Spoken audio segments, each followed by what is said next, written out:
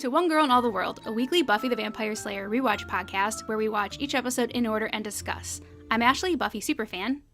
I'm Kimmy, Buffy newbie. All right, so welcome to our first episode of One Girl in All the World. This is going to be kind of like an intro, get to know us, like what you can expect from the podcast episode. We are going to try to keep it, I'm not even going to say try. We're going to keep it spoiler free, which will be very hard to me. I might be like, if you know moments. So people, if you're already familiar with the show, we can have those wink, wink, nudge moments. But for Kimmy, mostly, and everyone else that's watching for the first time, I don't want to spoil things, even though the show's 25 years old. So we are going to try to keep it spoiler free because Kimmy has seen some of the show and all of that, and she'll get into that when we talk more about it. But I guess we just want to introduce ourselves. I guess I'll go first about how I came to the show and my kind of journey with Buffy, which I know a lot of people have had.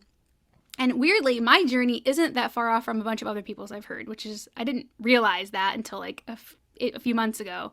So I saw this movie in the late 1990s called Can't Hardly Wait. Have you seen it? Yeah. Yeah, okay. So Seth Green is in that movie. Yes. And I just thought he was adorable. I loved his character. And that I was just obsessed with that movie. I just loved it. And he was my favorite character in it. And I was like, oh, like what else is he in? And I found out that he was on Buffy. What character was he on Buffy? He's Oz. He would have been in parts that you would have seen. Huh. But we'll get to that.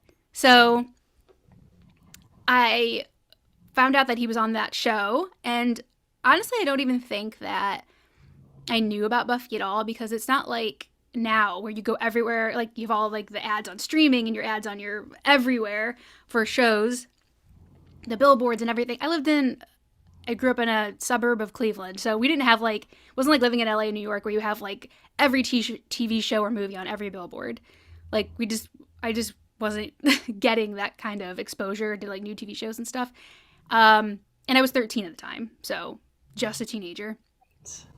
And so Buffy it was in between its third and fourth season. So that's my Buffy like deep dark secret, that I did not start watching until season 4, which is so bad. But I was like 13, so I would have been like 10 when it premiered. So it's okay. I feel like it's okay. So it was it was in the summers between, and I kind of like had known enough about the show where I was like, oh, I was really interested at this point. But, back then, if you didn't catch a show from the very beginning when it aired, like the day it aired and you watched it every week, there was no Buffy wasn't even in syndication at that point. Like there was no like streaming, there was no iTunes, there was no nothing, no DVDs. Catch up. There was no DVDs or anything, so I had lost 3 seasons and I really didn't want to start watching it cold in the 4th season. So I went on eBay and somebody had VHS recorded the first 3 seasons of Buffy. And it was like $200 or $300 they were selling it for. So I begged my mom to buy me these VHS tapes, and she did. Wow. So I spent that whole summer binging, back VHS binging. Oh my God. Before TV binging was a thing. And I binged the whole show. That's amazing. So when it premiered in the 4th season, I was all caught up and I was absolutely obsessed already. And I hadn't even seen one new episode. I've learned something new today. Yeah. Yeah. And I had those tapes for years until like I had all the DVDs. That's when I like retired those tapes. Yeah, so that was like my weekly routine. Like I like started watching it on Tuesday nights, and I got my whole family into it, especially my aunt. I would go over to my aunt's house and I would tape it while we were watching it, and I would watch it every night of the week until Monday night, and then the next week I'd have another tape and I would tape it and I'd watch it every night. Oh. So it went from that to from 99 to 2003. Okay. And people knew not to ask me to do things on Tuesday nights. I had my calendar blocked off. Yeah, I love it. So thanks to Can't Hardly Wait for being my gateway drug to Buffy. And yeah, I've just always watched it still, like over the years, jumping around, and I'll get to that like a little bit later about watching in order again, how that's going to be a little bit different for me. But yeah, I'm really excited, and I'm excited to dive into this all again. So tell me, like, I know you've seen some, I've seen some. but Yeah, go ahead and tell us. my story's not like yours. It's a lot shorter and not as romantic. Um, I saw the Buffy the Vampire Slayer movie actually, and I Mm. love that movie. Like Christy Swanson, she's great. It was just such a great cult classic film. I still think it is. I'm sure most people probably haven't even seen it, but I love the movie so much that I thought I'd start watching the show. Honestly, the show obviously is better. Um, Sarah Michelle Gellar is a better Buffy, I will say that. And the cast, really good. I watched the first, I don't remember to be honest, like the first 2 or 3 seasons. Um, and then, well, the incident that happened that made me want to stop watching it. So, allowed to say it or no? You got off the train right when I got on. Yeah, So, exactly. Yeah. So we were trains passing in the night. yeah. That's when I stopped watching it. And And also, you were watching it like while it was airing. Those yeah, I first. was watching it while I was airing. So I think I watched it when it first came out. Like I would have heard about it somehow. Mhm. I guess I got some exposure somehow to it.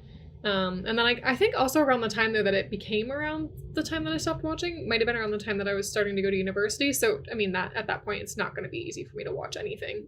Like I couldn't watch anything when I went to university because that first year especially I didn't have cable or TV or anything. Um, so yeah. So Yeah, so season 3 was your breaking point. So it's so yeah. funny because there's 7 seasons. So there's so much you haven't seen. So that's so Right. exciting. And like what you have seen, you haven't seen in probably since, really. Couple of decades apparently. Yeah, I Yeah, don't so remember. it's Like, I great. don't remember a lot. Like I remember the basic characters, Hmm. and I remember the basic, you know, plot of the show. The But I don't. big arching plots, maybe. Okay. Yeah, Yeah, great. That is perfect because that's what I wanted. Like when I wanted to start this, I want somebody that's like completely fresh or relatively fresh to the show, and that's I think 26 years is like or 20 years plus is pretty good to like rewatch something. I think you've earned don't that. remember a lot at all. You've Yeah. been wanting me to rewatch this for a while. You brought it up several times. Like, saying, yeah, I should do that, and then I just If keep not doing it. So I just need to do it already. if you're in my life, you have been like it's like trying to get like someone to like join your like candle selling business or Pyramid scheme, your pyramid scheme. Like the you Buffy can be pyramid. one of my Scoobies. Like you can be one of my Scoobies and we can support each other and like if you watch Buffy. So yes, guilty. How many? Do you know how many times you've seen it? So this will be good to go. This is a great segue, Kimmy, to go into our next kind of thing I wanted to cover was like what we want to get out of it personally. And the first thing is I have rewatched it in order the way we are going to now only twice. What my initial run through, and then obviously a prerequisite of marrying my husband was we have to watch Buffy in its entirety because he had definitely seen it, um, uh, here and there, but he had never sat down and watched it the whole way, and we binged it basically. So, but even though I can say that I only sat down and watched it episode 1, episode 2, 3, all the way to 144 twice. I am the kind of rewatcher where any show that I really love, I jump around. So for the last 20 years, I jump around all the time because so I can't do the math of how many times I've actually seen it because I watch it out of order. That's fair. But I know I've watched it in order twice. And so this will be my third time. And the first time, obviously, I was just so engrossed with like just seeing all the plot lines for the first time. And then the second time was pure escapism. It was in like a pretty like term like my life was kind of like in turmoil at that point. It was a pretty pure escapism. Wasn't in a good place in my life. So it was like just a pure comfort watch. Mm-hmm. So this time I'm kind of looking for like watching it with more of a critical eye. And also last time I had like binged it. So like we're only gonna do an episode a week, so I'm really gonna be able to sit with it. Like old school, like having to wait a week. I'm gonna, Exactly. watch the next one. I mean, I might keep going, but I have to go back. I have to sit with it. I don't know how good my self control is gonna be, but I am gonna like analyze it more. Probably watch it several times. I really want to take time and like watch it with subtitles. See what's like all in the background because there's so many fun things like on the walls and all kinds of stuff like that. Like what book are they holding and all those kind of details. I'm really excited to get into, because when you're watching for the first time, it just kind of there's so much else going on in the plot and everything that you kind of are distracted from all those details that you just can't get on a first watch. Mm-hmm. So I'm excited to do that. And then also like critical eye in that way, but also like socially, with any show that is more than 20 years old, there's going to be like problematic things. There were things that were problematic about Buffy when it aired. And there's things that are definitely didn't age well. And like I said, you'll get that with pretty much any show that's old, that is that old. So I think like kind of like looking at those with a fresh eye, those things. And like my last complete rewatch was well over a decade ago when I watched it with my husband. So it's been a while for me even. Like a lot of things have changed, viewpoints and stuff, socially in the last 10 years. So looking at it from that perspective, and like going on from that, also coming to terms with it's okay to like love this imperfect piece of art and acknowledging where it falls short and the people that create it fell short. That's something that will be completely new in my eyes this time around, especially with a lot of the stuff that's come out about the show. So and also like my Buffy network is pretty small. I don't know anyone in my IRL that likes Buffy as much as me, or even 50% as much as me. So obviously sharing it with you is going to be really fun. Like all your like first takes, fresh takes and everything. But then also I'm hoping that by doing the podcast, we're going to be having more people like join in on watching it, or watching it for the first time, or rewatching it. So I'm excited to have the Buffy community join in too. I was gonna say, this will be like a chance for you to make, like, it's always fun to make friends based off of a shared connection, right? So I know you're also a Disney fan, so I think you've made friends through that. So this will be like a whole different kind of experience, which I think is cool. For me, I just like I mean, you've talked to me about rewatching it. I've been wanting to rewatch it. I've thought about it. I just didn't get around to it yet. So I think for me, it's just going to be doing the thing that I've been wanting to do. I think it'll be fun to connect with you more on that, because I know it is something that's important to you. And I think that, I would like to know more about something that's that important to you. So that's and it's hard for you. I mean, I know it's hard for you to like, I'm bringing all these things from seeing it so many times. So right. Obviously once we start watching, you'll have all kinds of thoughts and opinions on stuff that's happening. So, that'll all come once we actually start. We haven't watched the first episode yet, so so it's early days. And then kind of like going back to that, talking about like the Buffy community. Like I said, I'm really excited for me and Kimmy to kind of like touch base on all of these and share our thoughts and opinions. And I hope that online everybody else can join in and voice everything they feel about the episodes. I want this to be a safe place for Buffy fans to like contribute respectfully and be respected in return, because I guess as if people that are into fandoms and stuff, they know like you would know that it can get kind of heated. Yes. And people just don't respect other people's opinions when it comes to these fictional worlds. This isn't, so I think here, as long as it's respectful, like you will be like respected and to return. So I want you to join in on the conversation with us. And also, like, where can you do that? So we are on Instagram and YouTube at One Girl in All the World Pod. And then if you would rather, like, you could DM us on there, comment, whatever.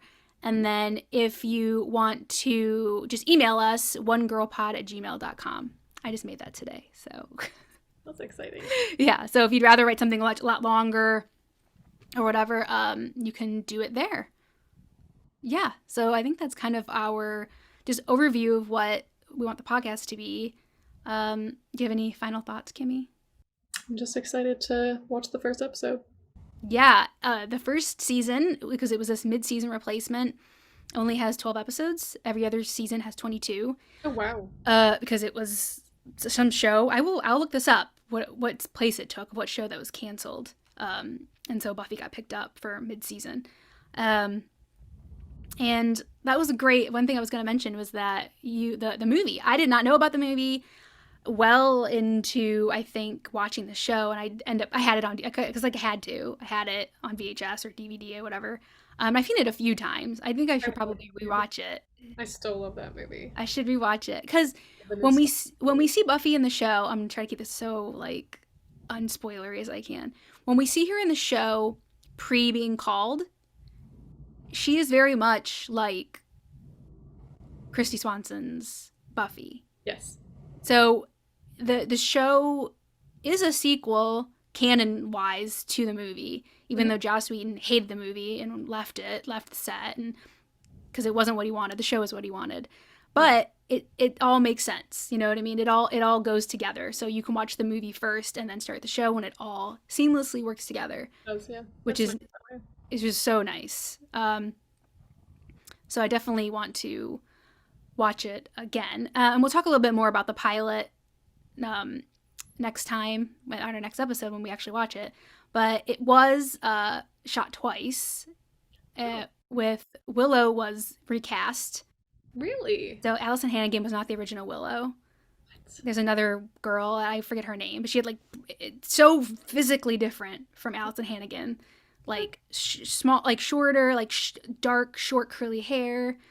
Um, and I'll get her name. I can't remember now, but I definitely want to like rewatch. It's on Definitely YouTube, I believe. anybody but Allison Hannigan as Willow, so. Yeah, so it's very bizarre watching it. I think it's on YouTube. So if anybody's interested in watching that before we get into it, I'll probably mention it a few times of maybe some of the differences between the first pilot and the second. But yeah, it was reshot, and some people were recast. Unless there's anything else you wanted to add before we go, I think we'll wrap it up, and we'll see everyone with season 1, episode 1. Welcome to the Hellmouth.